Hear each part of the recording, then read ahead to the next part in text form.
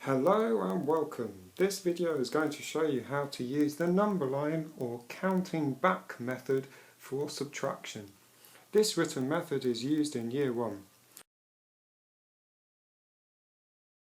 As you can see, I've already got the sum 28 take away 11, and underneath I've drawn my number line. First thing to do is to locate the number you're starting with. So I'm starting on the number 28.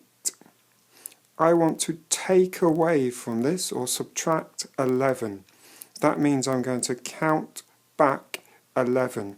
And it's really important that I don't start counting from the number 28.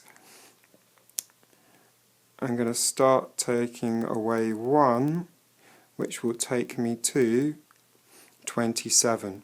And now I've got to do that 11 more times.